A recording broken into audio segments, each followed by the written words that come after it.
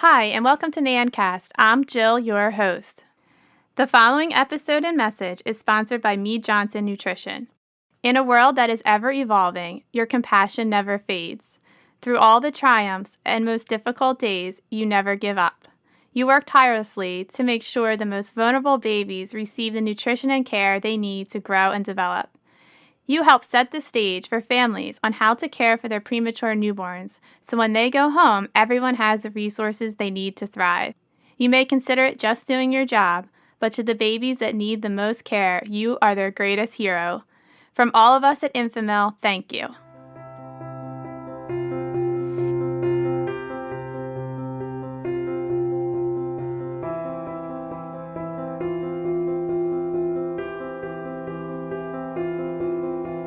NANN believes in the equality of all human beings, despite race, gender, sexual identity, or creed. While we strive to care for all babies and families in the NICU equally, we cannot deny the data that shows race does play a role in the outcome and care patients receive in the NICU.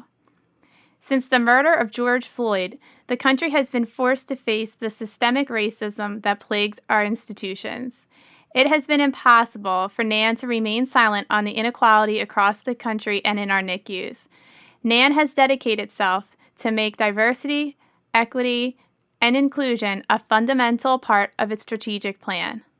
Conversations on race inequality are sensitive and at times uncomfortable to have. This has not stopped NANN from providing nurses with the tools to start conversations in their own NICU. Having recently published a statement on racial disparity in the NICU, NANN is working to raise awareness of the disparities in healthcare and deliver recommendations for how nurses can combat inequalities in their units. Change is a journey that often starts with self-reflection and education. It requires a willingness to listen, engage in hard conversations, and make mistakes to ultimately learn and grow. NANNcast is proud to use its platform to help get the conversation on racial and health inequality started with our listeners as we strive to help create better outcomes for our patients and families. It's a great pleasure to welcome Joan Rikli, the current president of NANN. Today, we hope to get the conversation started on racial disparity and educate ourselves and research the direct impact our role as NICU nurses has on this and how you will bring about change. Let's get right into it. Hi, Joan. I appreciate you taking the time to talk with us today. Thanks. It's great to be talking with you. So, tell us the story why you developed this position statement and NANN's recommendations on how to combat these inequalities and why it was so important for NANN not to remain silent. You know, that's a really great question, and it's not easy to answer.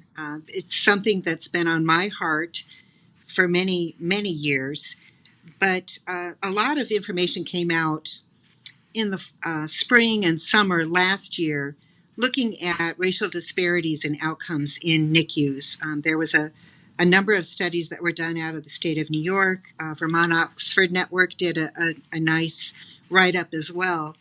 And the more I read, the more I thought NANN needs to have their voice heard in all of this, being the voice of neonatal nursing and our desire to really impact nursing care of neonates across the country.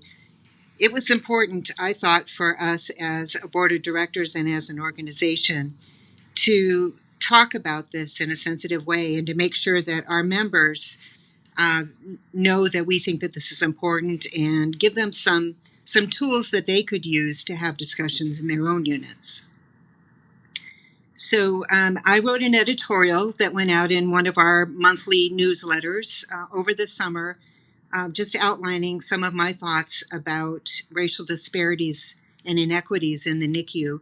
And then also our board of directors asked our advocacy group, which is one of our divisions of NANN, to come up with a formal position statement, and that was just recently released.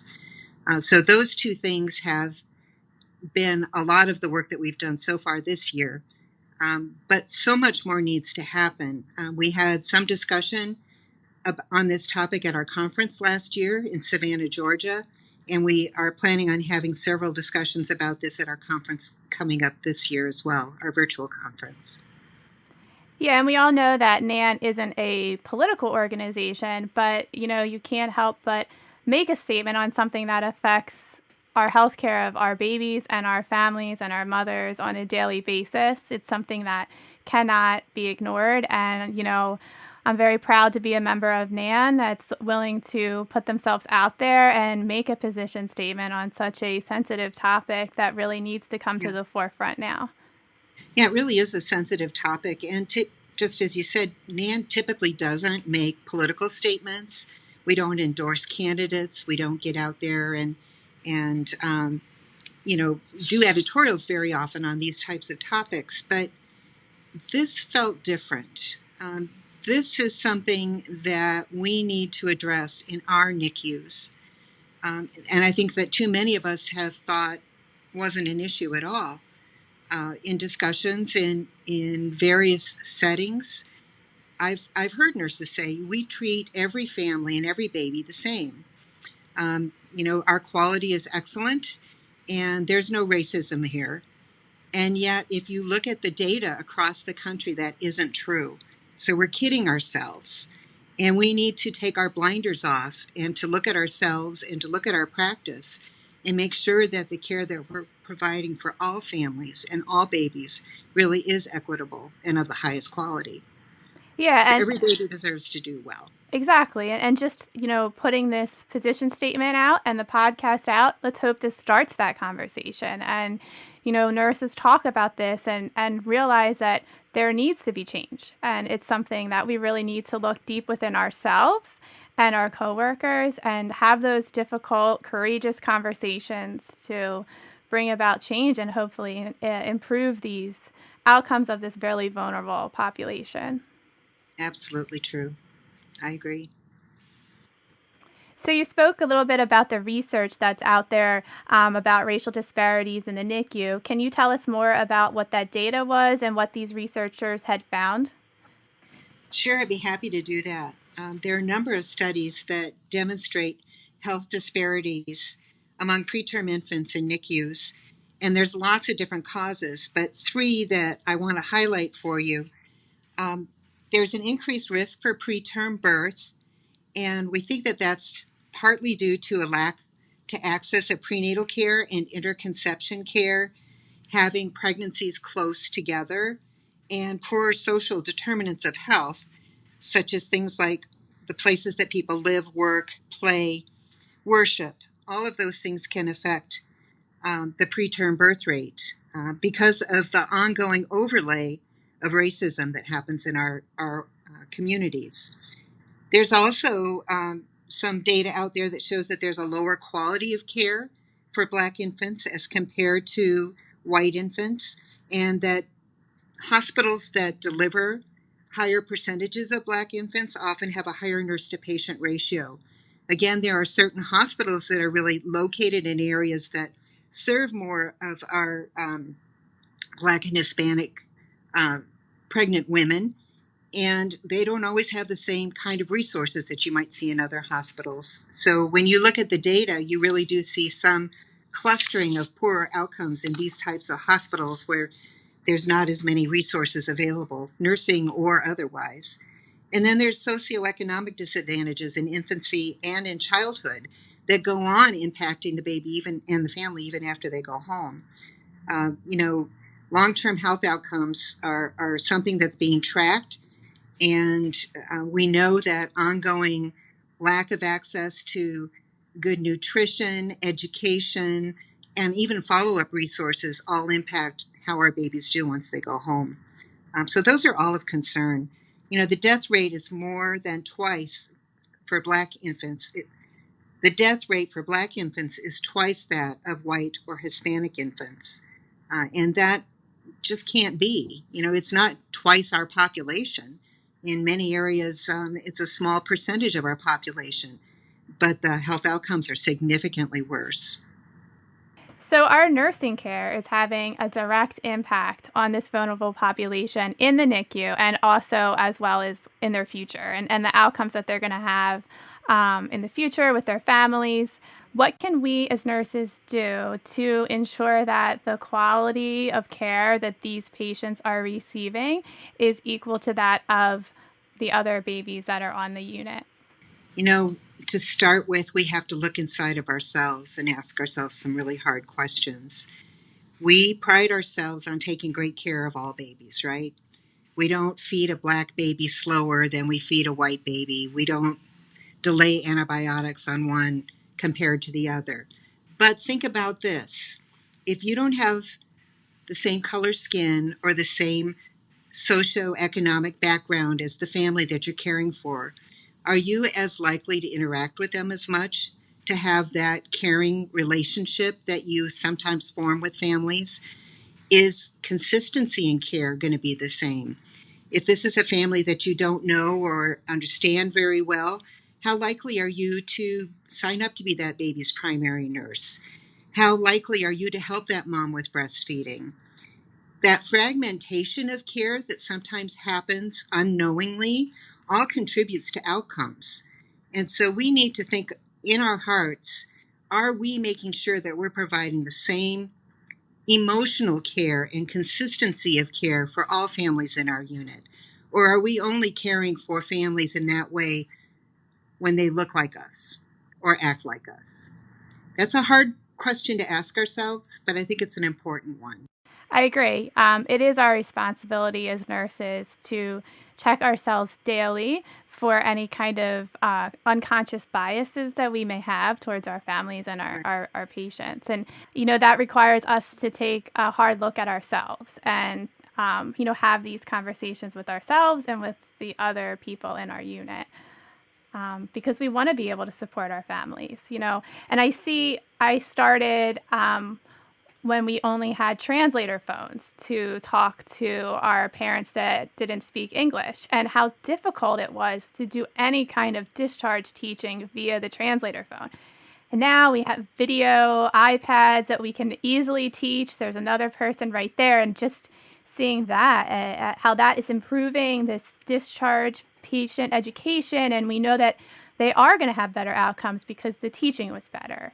And, Right. Those are the little things that we can do to really help, hopefully, decrease some of these inequalities and disparities that we are seeing, especially when they transition to home. Sure. There's a lot of tools out there now to help us identify unconscious bias. And more hospitals are having those kinds of programs for their employees.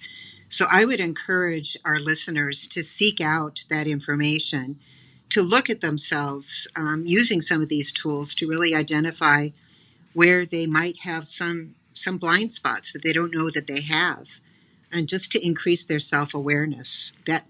Even that is making a difference. Oh, And I yeah. think it's really important. Yeah, we need to take the time to educate ourselves and to Right. research the direct impact we have as nurses on these families and this baby's future.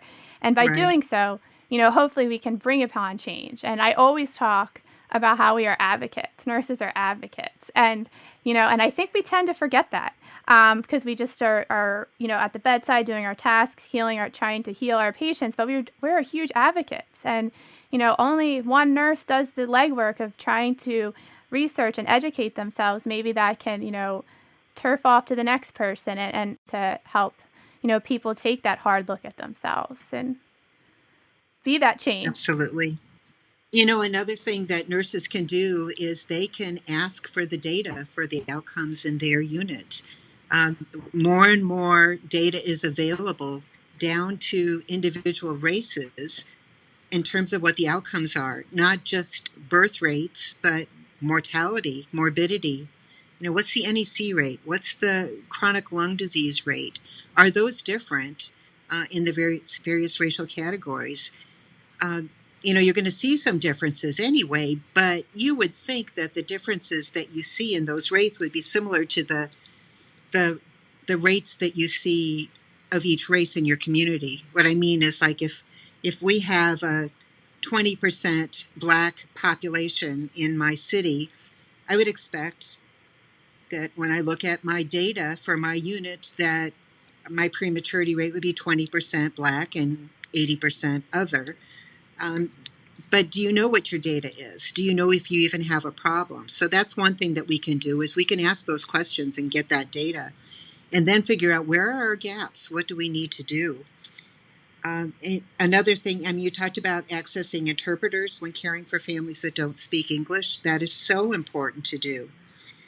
Are we assessing families for social determinants of health? Do we know if parents have a place to live? Are they homeless? Are they in a very crowded home that they're sharing with multiple generations? Do they have access to good food? Do they have transportation to bring this baby back for clinic appointments? So often we see success as getting a baby home out the door from the NICU. And that is just one small step. Our responsibility doesn't end there. We need to know what kind of community we're sending them into so that we can surround them with the supports that they need to be successful. And if we don't even know that they have a problem, how are we going to connect them with those supports? And that's not just a social worker's job. That is nurses' job as well. We need to know what our families need and to do everything we can to support them.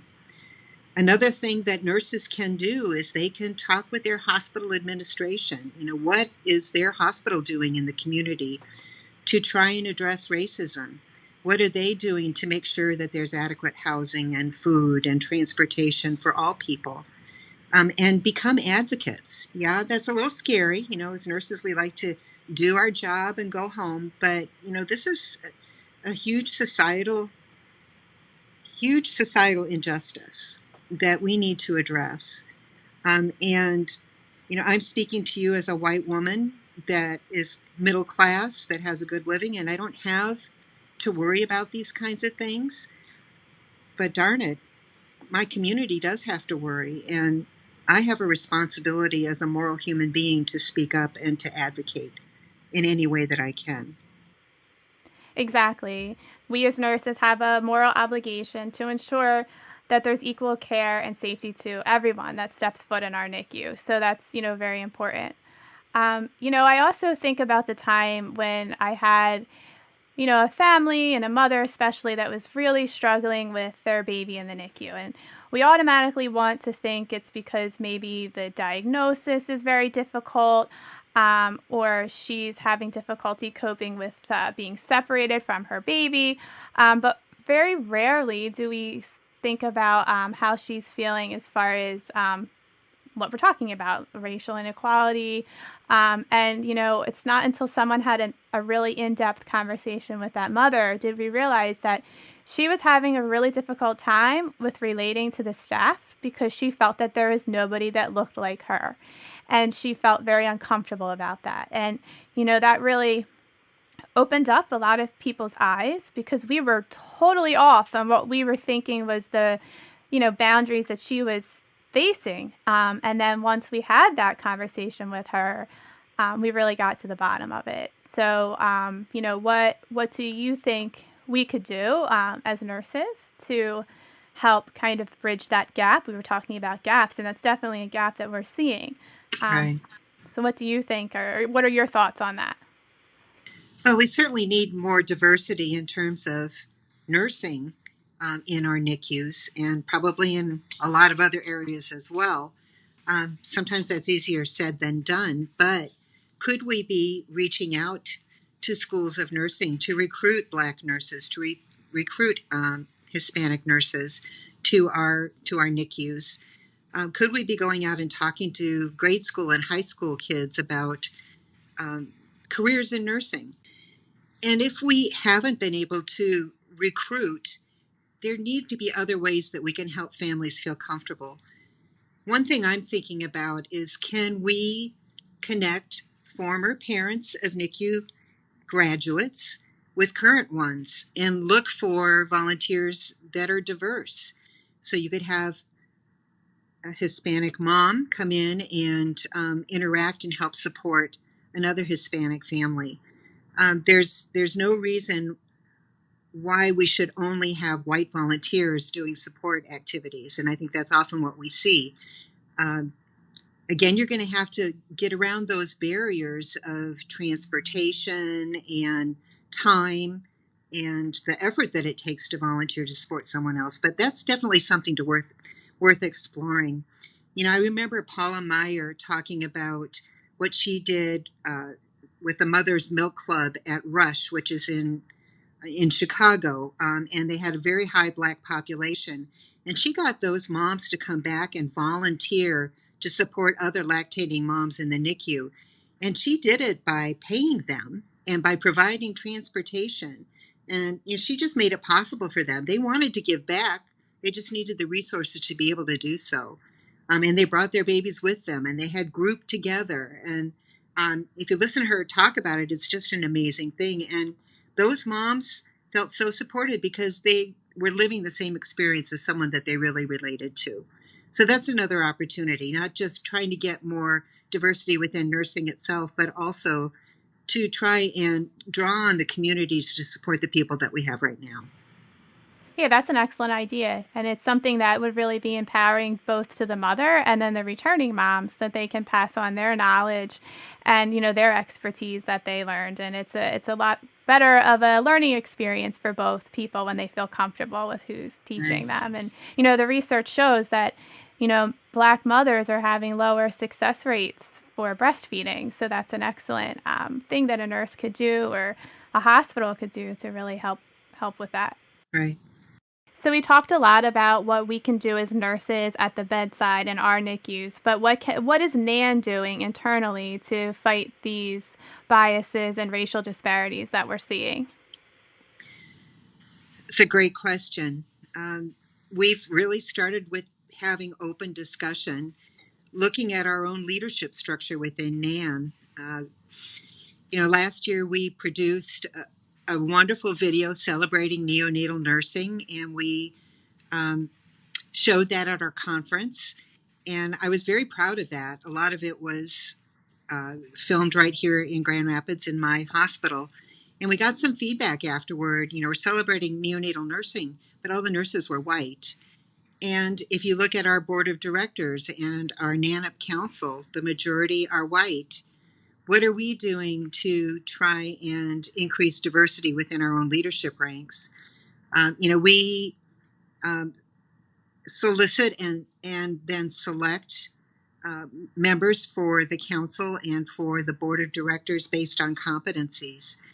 And those are very important, but we need to make sure that we also look at diversity. In our Emerging Leader program that we have been doing the last several years, that's another way we can grow leaders that have a variety of competencies, including cultural sensitivity and diversity. So we're looking at those things to try and make sure that we have a more balanced approach. And so our leaders look more like the populations that we serve. So but yet, again, it's a challenge and you've got to grow into it. But at least we're talking about it. As a board of directors and a NANN council this last month, we had a long discussion about our strategic plan for NANN and how we really wanted this topic of racial disparities in the NICU to be something that we focused on very heavily. And so we're going to do some concerted education around this for our board of directors and for the NANN council, specifically around implicit bias. And we're going to bring a consultant in as well to help us figure out what other things NANN as an organization can do to try and address racial disparities in the NICU and in our communities as a whole. So stay tuned for more coming. We're still developing the plan, but it is on the top of our priority list. That's great. And like you said, we're getting the conversation started. And, it's the small step, but it's a small step in the right direction. Absolutely. I agree. Having heard and discussed NANN's position on racial disparities, let's dive deeper and have an open and candid conversation about how diversity, inclusion, and racism plays a role in nursing. It is with these conversations is what is going to spark change. It is my pleasure to welcome Nicole Dixon, Nurse Manager of Maternity and NICU, to the episode to share her own personal story and experiences navigating the NICU world as a Black woman and leader. Hi, Nicole. Thank you so much for joining us today. With everything that's going on today, white people are just now waking up to what you have been experiencing your entire career. Can you tell us about your experiences and any microaggressions you faced while climbing the ladder in your nursing career? I think that's a big question, a big question to answer. But I think the easiest place to start is just identifying that neonatal nursing was an option for me. And gaining exposure, knowing that that was a specialty of nursing was something that I could accomplish or attain. And then I can kind of share, kind of how I got to that point. In high school, there was a university that was maybe about 100 miles or so away from my high school that had a summer immersion program for a week-long program for health careers. And as a part of their program, they took you on tours to various facilities. And one of the facilities was Mount Sinai in New York. And they took us into their NICU. And at 16, I was in love. It was done right there.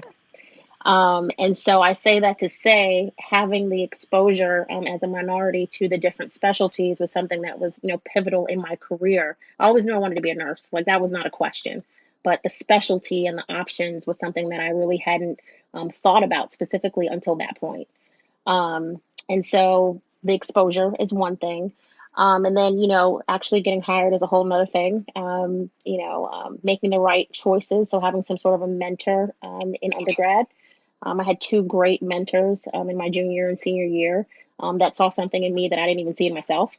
And so I participated in like the student nurse leadership organization in college and was a treasurer like of that organization for 2 years and, did some other things. But they kind of pushed me along as well. And we talked about grad school and things like that. So something that some people, I don't know, maybe the millennials now, right? But some people, you're not necessarily at 20 years old, always thinking about grad school. So kind of put those ideas into my head. So again, the exposure, the mentor. And then I would say probably in my first role, the biggest, maybe most shocking thing to me is that there were not many people that looked like me. And so if it's something that you have not experienced, it's something that you don't necessarily recognize.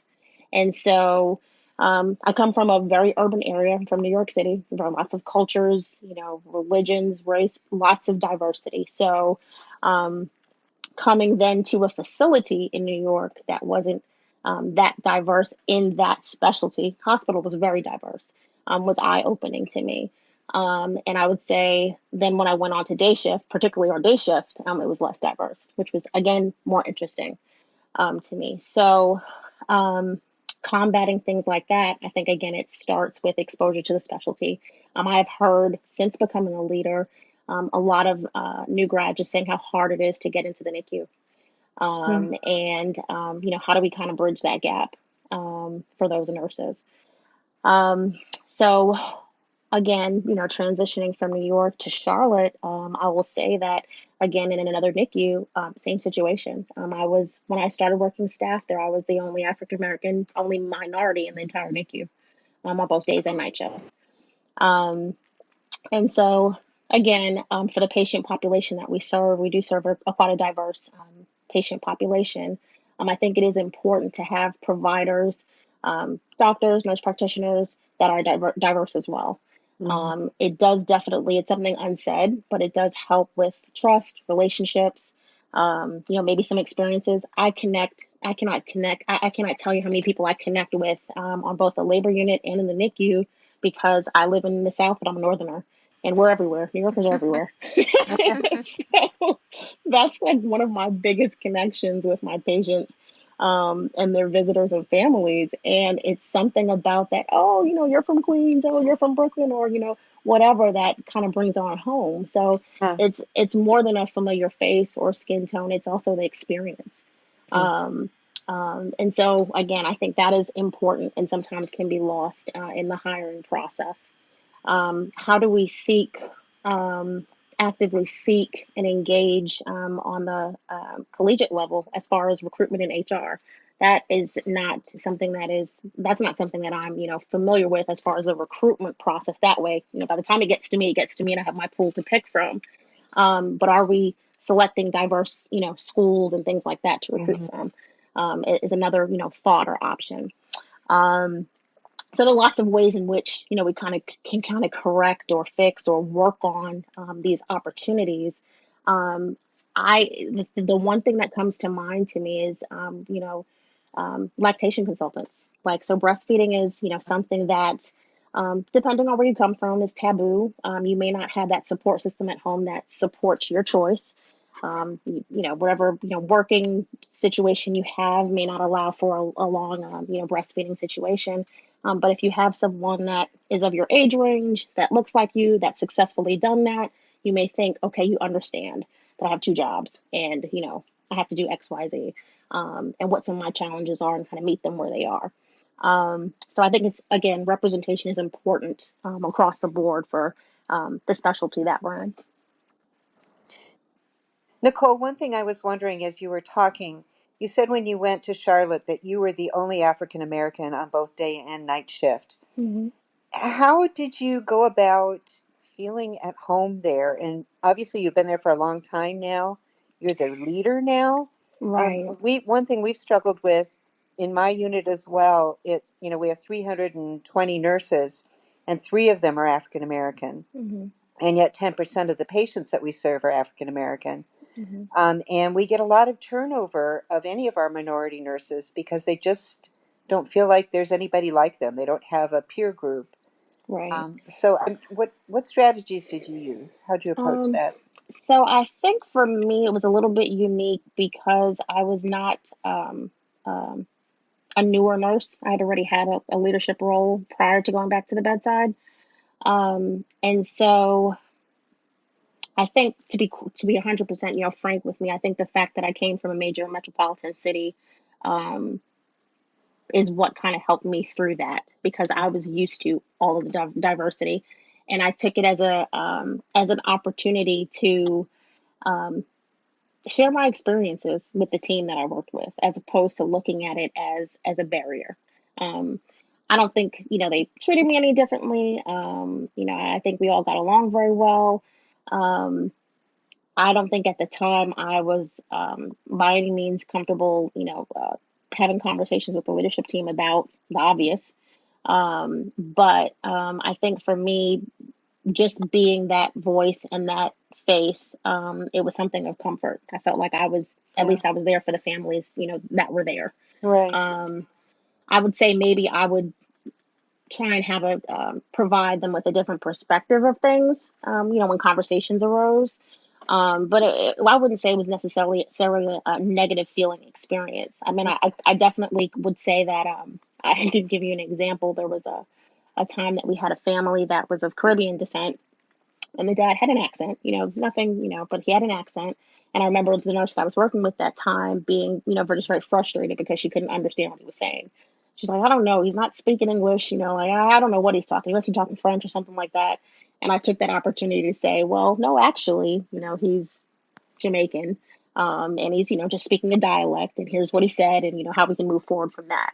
Mm. So that was kind of eye opening for me. But again, I just used that opportunity to kind of educate that teammate on, Yeah. their cultural background and how to move forward. So was it on you then to reach out to your coworkers and your leadership team to try and bring that different perspective? Or did people ever ask you, what's it like for you and what's your viewpoint? No, they didn't ask me. I Okay. wouldn't say that they asked me.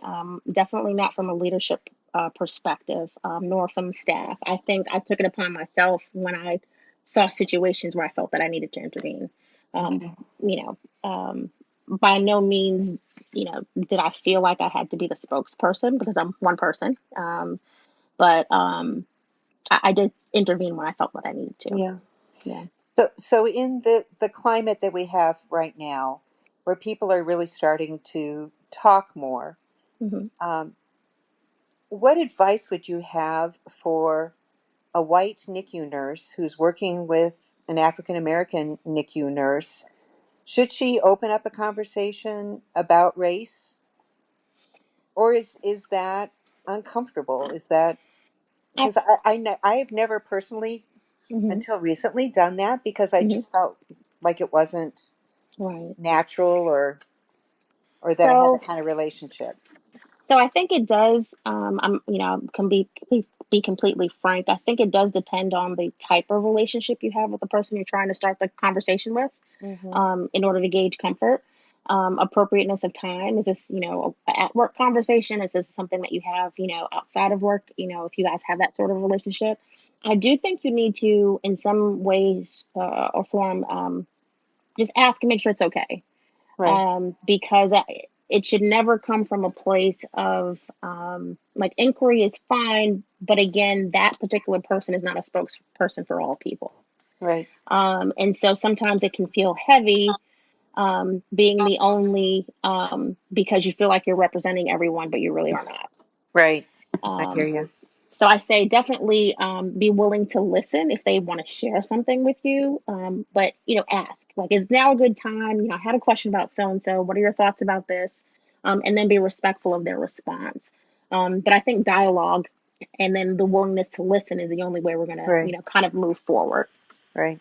Yeah, I think it makes you kind of question what you know and what you bring to light what you don't know.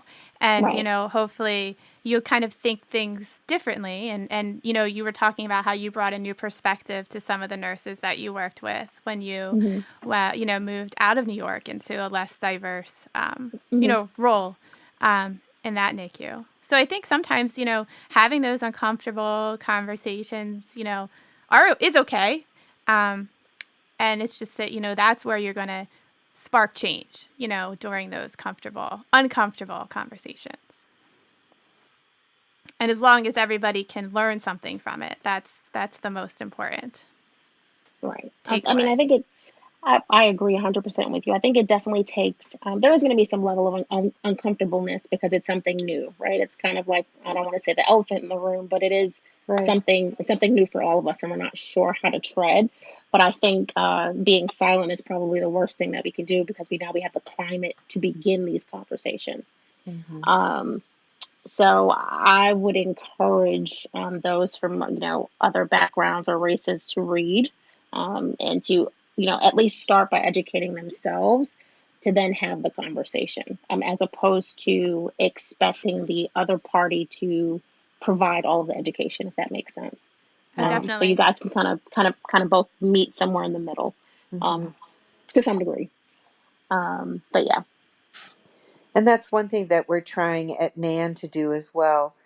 We've got a major goal for this next year to try and get tools in the hands of neonatal nurses to be able to not only look at their own implicit bias, but also to sensitively care for families that may be different than themselves, and to be brave enough to be outside of their comfort zone and make sure that the care that we're providing every family is of the highest quality. I think people just don't, they've got good intentions but don't know what to do.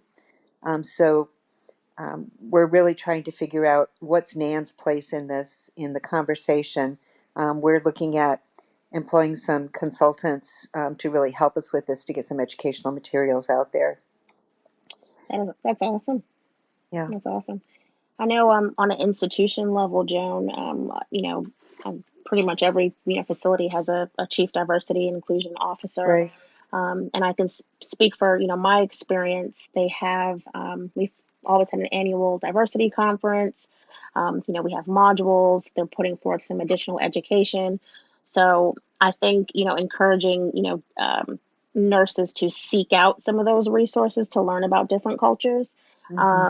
We're talking primarily now about African Americans, but at my facility we serve a large Indian population, and there are some cultural norms for them that are different than us here. And so I think for us at our facility, that's another, kind of a way to open the door to make sure that we're caring for that patient population in a respectful manner as well, because some of their customs are ones we're not familiar with as well. So I just think there are a lot of resources that we have to tap into and do some work to make sure that we're kind of moving to that next level. Yeah. That totally makes sense. So, Nicole, as a leader in your unit, and multiple units at that, how do you plan on educating your staff and kind of making them aware of any unconscious biases that they may have, regarding racial disparity in the NICU and the delivery room?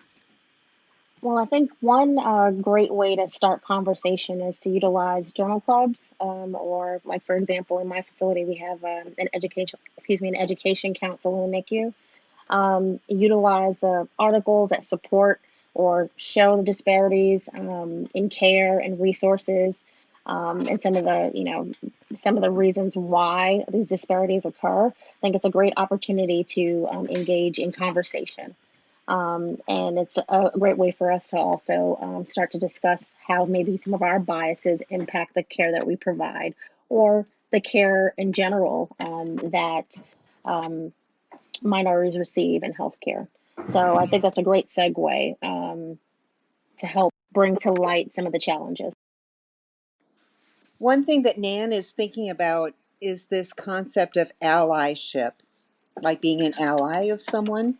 It's a new term for me, but there was a recent TED Talk that was shared with me that talks about how this is one thing that white nurses can do in their units to help support not only African-American nurses or families, but really anybody who might be facing challenges, becoming an ally and speaking up when they see something that doesn't just seem right, instead of staying silent or turning away.